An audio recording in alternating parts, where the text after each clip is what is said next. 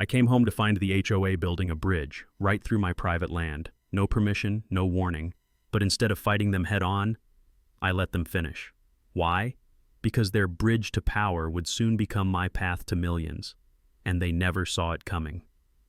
The morning sun filtered through the pine trees as I sipped my coffee on the porch, soaking in the peaceful sound of the stream below. This land, 3 wooded acres I'd worked overtime for 15 years to afford, was more than property. It was peace. It was the dream I'd promised myself after retirement. And then, in a matter of moments, that dream shattered. I noticed them first as flashes of neon yellow between the trees. Surveyors, 5 of them. Measuring tape stretched across my stream, one of them placing orange flags in the soil like it was theirs to mark. My first instinct was confusion. Then came anger, sharp and rising like a fire building in my chest. This was my land. What were they doing on it? I marched down the hill, voice trembling with a mix of fury and disbelief. "Excuse me, what exactly do you think you're doing on private property?" One man, young and clearly nervous, glanced up and said sheepishly, "Just following orders, sir. The HOA approved the bridge project last month." Bridge? My jaw tightened. I hadn't received so much as a letter. He pointed to a woman standing at the edge of my stream, clipboard in hand and lipstick too perfect for construction. Margaret Winters, HOA president, self-appointed queen of the cul-de-sac. I stormed toward her, deed in hand. "Margaret, there's been a mistake. You're building on my land without permission, without permits. That's illegal." She barely looked up. "Oh, James, don't be so dramatic. It's just a little footbridge. It'll raise everyone's property values." This was all in the newsletter. Newsletter?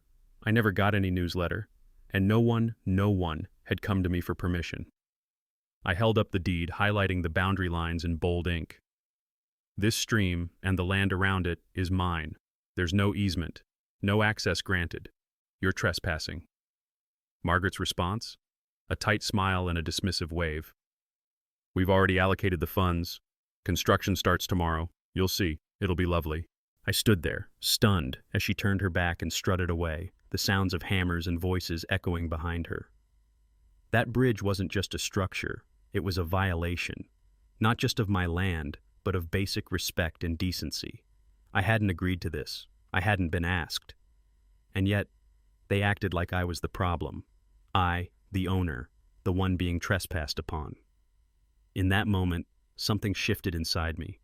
This wasn't going to be a simple neighborly misunderstanding. No, this was war. And Margaret? She had no idea what she'd just started. The next morning, I woke to the roar of engines.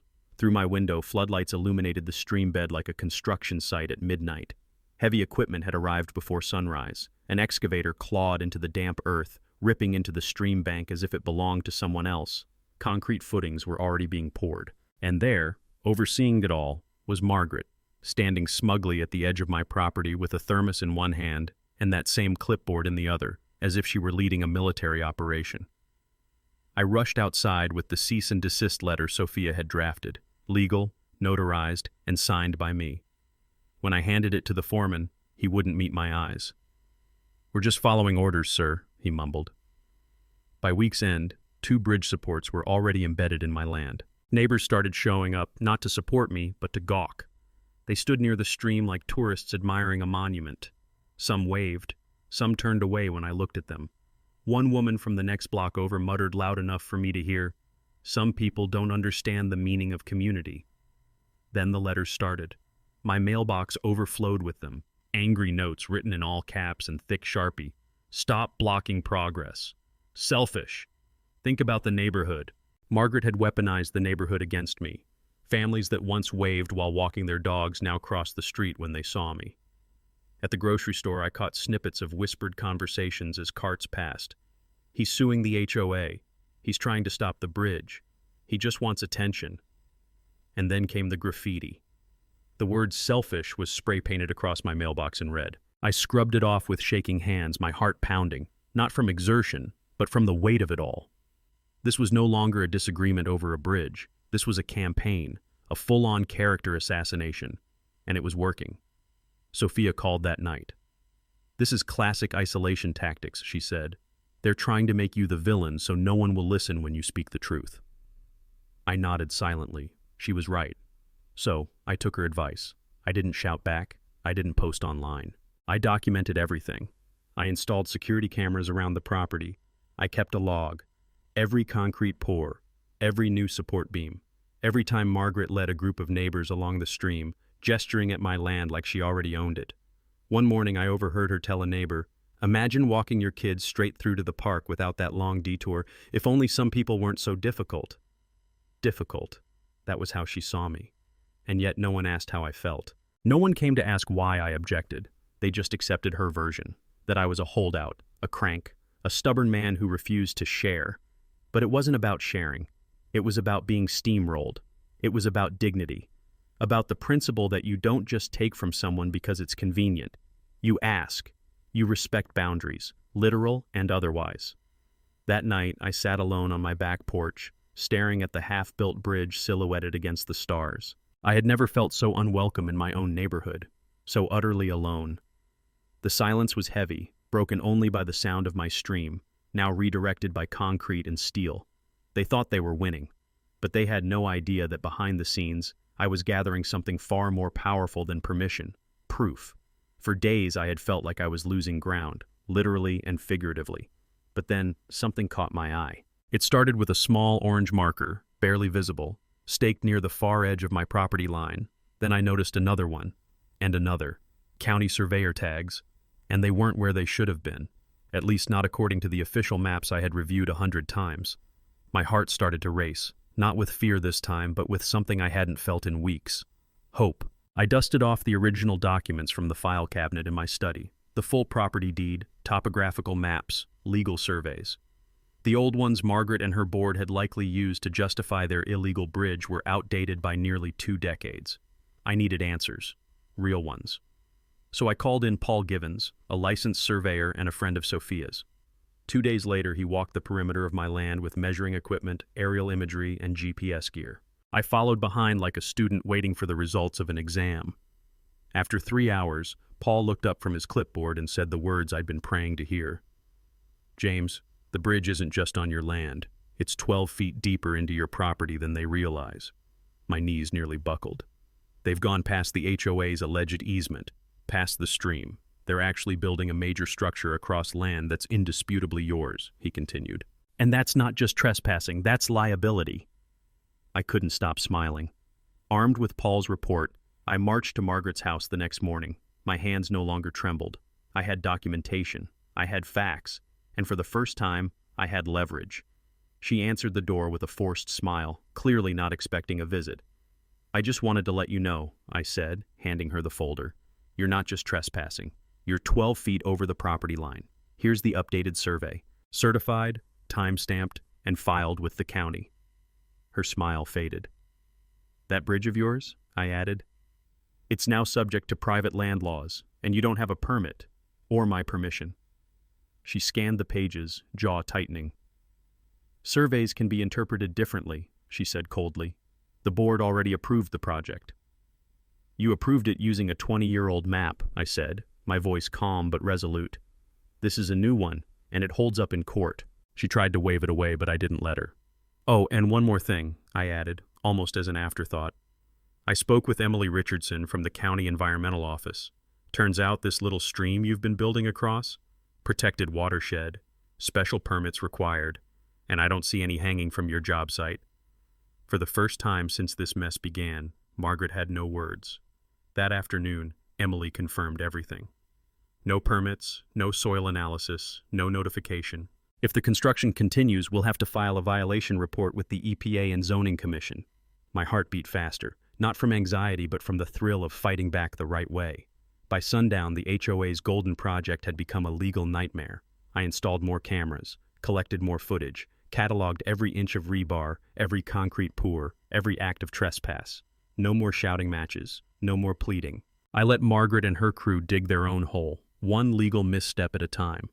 When neighbors gathered again to gawk at the bridge, I waved cheerfully from my porch. One of them, a man who hadn't spoken to me in weeks, mumbled, "Didn't realize they were that far into your land."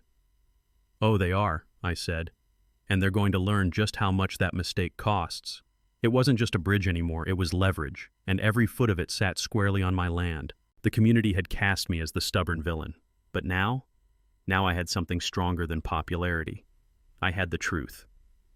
Saturday morning dawned bright and cloudless, the kind of day people usually reserved for barbecues or yard work. But in Willow Creek Estates, today had a different agenda. Margaret had turned the bridge's grand opening into a full-blown media event. She'd ordered a giant red ribbon, rented a podium, and even invited the local press, eager to take credit for the HOA's community-enhancing structure. I watched from a distance as neighbors gathered near the bridge, some dressed like it was a county fair, others more hesitantly, curious but unsure. Margaret stood front and center, pearl necklace glinting in the sun, a pair of oversized ceremonial scissors in hand. What she didn't know was that she was about to cut more than a ribbon. A black SUV pulled up quietly behind the crowd. Out stepped 3 county officials, one from zoning, one from environmental protection, and one from the township itself. They didn't say a word at first, simply walking toward the ribbon line with clipboards and badges in plain view. Margaret faltered mid-sentence.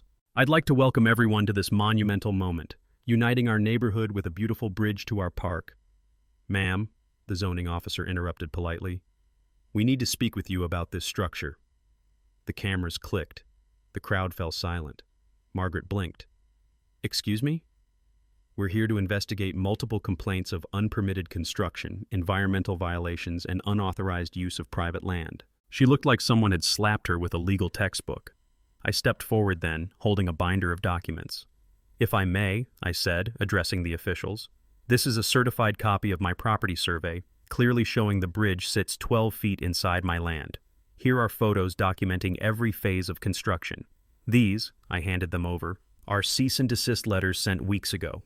And this," I added, lifting a separate folder, "is a signed statement from the county's environmental inspector confirming this stream is part of a protected watershed. No permits were filed."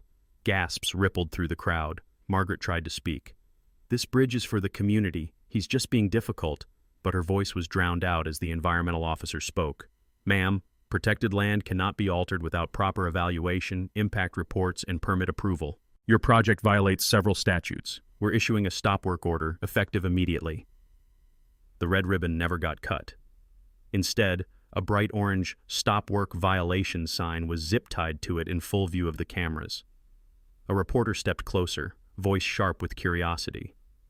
"Is it true this structure was built without permission from the landowner?" "Yes," I replied calmly, looking straight into the lens. "The HOA never received my consent. They built it anyway. But the law still matters, even when some people think their board meetings outweigh property deeds." Margaret's face drained of color, and then came the final blow. The township official stepped forward. "Ironically," he said, addressing the crowd, "this bridge, if legally constructed, could have completed a long-desired trail system connecting multiple communities. Our Parks Department has funds available, millions in fact, for this connection, but only the rightful landowner can grant access." All eyes turned toward me. "Yes," I confirmed, "and I'm in active discussion with the township. The bridge they tried to steal might end up serving the public after all, but on my terms." The community stood stunned. A few people began to clap. Then more joined in. Mr. Jenkins nodded solemnly. Mrs. Ortega wiped her eyes. Even the neighbors who once sided with Margaret now looked at her with a mixture of embarrassment and betrayal. "Margaret?" She said nothing. Her hands gripped the scissors like she wished they could cut her way out of the mess she'd made. I turned to the officials. "I trust you'll handle the fines and further investigations appropriately." "We will," the zoning officer assured me. As the officials packed up and the cameras turned off, Margaret slinked away toward her car. Her empire of intimidation, exposed. Her bridge, halted. Her narrative, undone by facts and patience. One neighbor approached me quietly. "I thought you were just trying to block progress," he said. "But now, I see you were protecting something much bigger." I nodded. Sometimes standing your ground looks like stubbornness, until the truth finally arrives. That night, as the sun dipped behind the trees and the ribbon still hung limp across the bridge, I sat on my porch, coffee in hand, camera still recording, not out of revenge, out of proof. Because some victories come not with shouting, but with evidence. Not with rage, but with resolve. And on that day, justice came walking in, boots muddy, documents in hand, and every ounce earned. 3 days after the public showdown, I received a letter from the HOA's legal team, an official threat disguised in fancy legal jargon. They accused me of interfering with community improvements, claiming I gave implied consent simply because I hadn't physically stopped the workers. It was laughable, but also revealing. They were scared. Sophia, my attorney, laughed out loud when I showed her the letter. "This isn't a threat," she said. "It's a white flag. They're desperate and they're trying to claw back control." And they weren't alone. Flyers soon appeared taped to every door in the neighborhood, except mine, calling for an emergency HOA meeting to address a so-called threat to community integrity. My neighbor Sam sent me a photo with the caption, "They're going full damage control." But it was too late. The next morning, county environmental officers returned to the bridge site and slapped bright orange stop work orders on the wooden beams. News vans pulled up later that afternoon, journalists eager to cover the story now that it had grown into a full-blown scandal. The headline ran the next day, "HOA Bridge Project Halted, Environmental Violations Under Investigation." The pressure built fast. The HOA board panicked. Margaret, once so composed, began to unravel in public. Witnesses at the grocery store said they saw her yelling at another board member in the frozen food aisle. That weekend, my doorbell rang again. It was Margaret. She stood on my porch, the fire in her eyes replaced by something close to desperation. Her voice tried to sound firm, but it cracked. "The board would like to offer you $25,000 for a permanent easement. That way the bridge can remain and everyone benefits." I didn't even open the folder. "Margaret," I said gently, "do you know what this bridge is worth to Pine Valley Township?" She swallowed hard. "Rumors. Just rumors." "No," I said, "it's a verified offer. $7 million. The township wants to use this connection point for a major nature corridor. And guess who owns the only land that makes that connection possible?" Her lips tightened. "The HOA won't allow you to sell to outsiders. Our bylaws—" "Do not," I interrupted, "prevent sales to municipal governments." I checked, twice. Her mask cracked. She turned and walked away without another word. By the time the emergency HOA meeting rolled around that Friday, the rumor mill had gone into overdrive. I wasn't invited, but neighbors were whispering updates to me via text. Margaret was losing her grip. Board members were questioning her judgment. Someone brought up the environmental fines, now estimated to exceed $300,000 and still growing. Then came the breaking point. Eleanor, one of Margaret's closest allies and bridge supporters, stood up mid-meeting and asked, "Did we ever actually ask for his permission?" The room fell silent. When Margaret tried to spin a response about implied consent, Eleanor cut her off.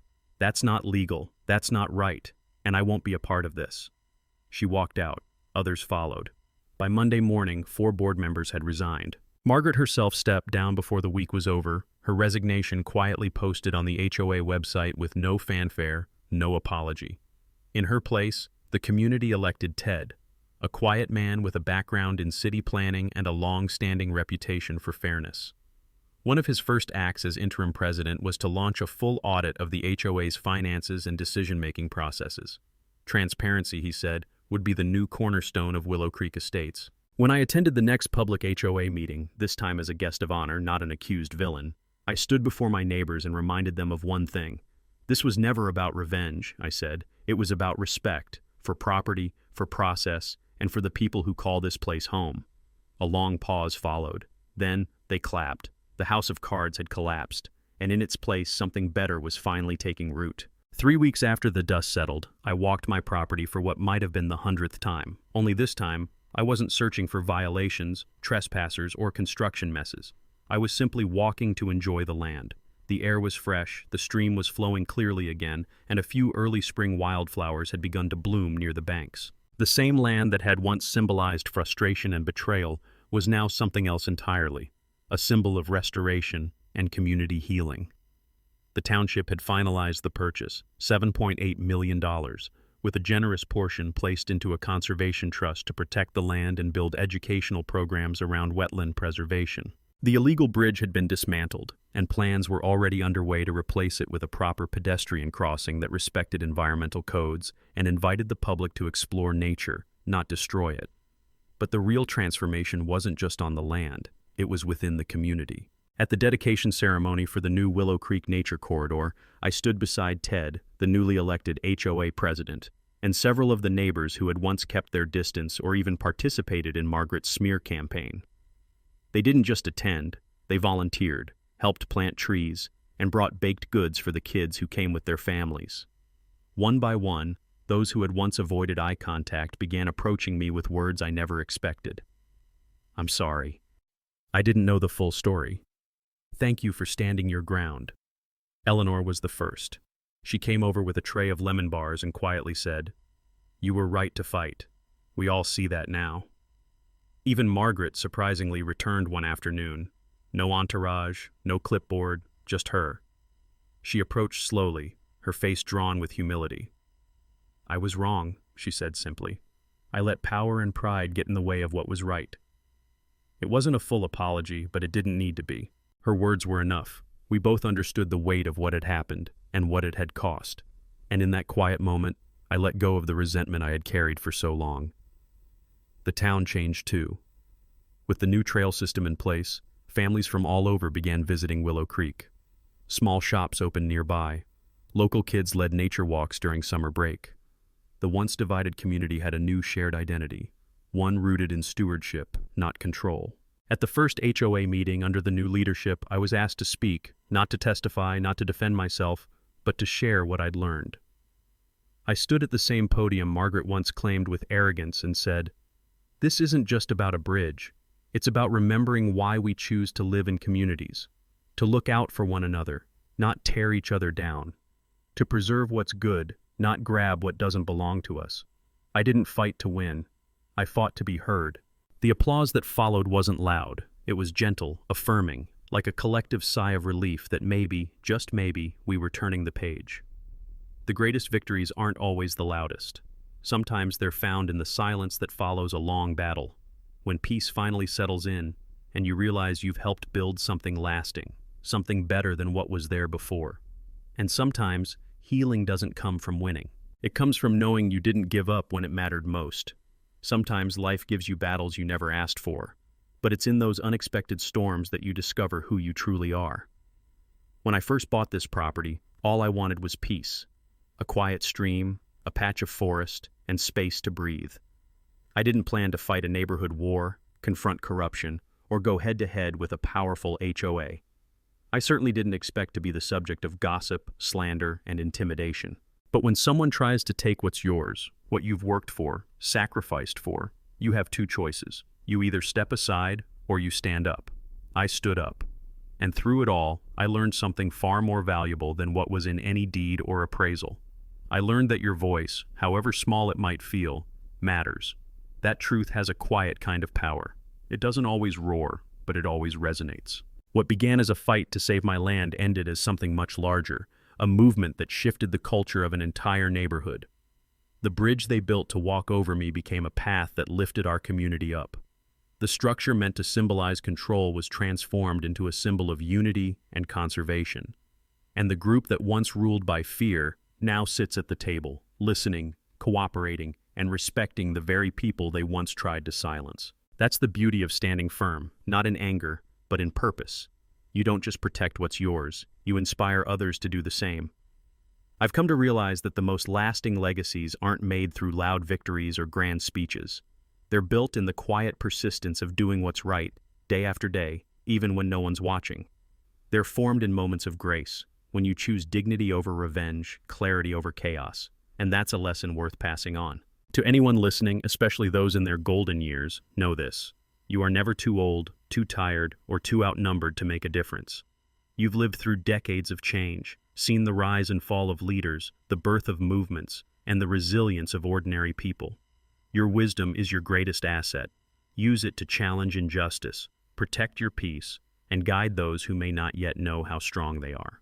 And if you ever find yourself facing a Margaret, someone who believes power excuses bad behavior, remember, nothing is more powerful than truth backed by patience, facts, and quiet resolve.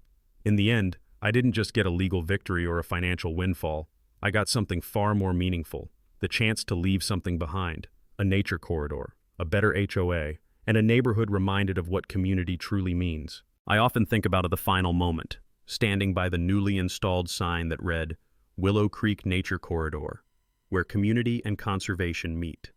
My name was etched in small letters beneath it, not as a hero, not as a martyr, but as a reminder that one person standing their ground with integrity can turn conflict into legacy. And that, perhaps, is the greatest lesson of all.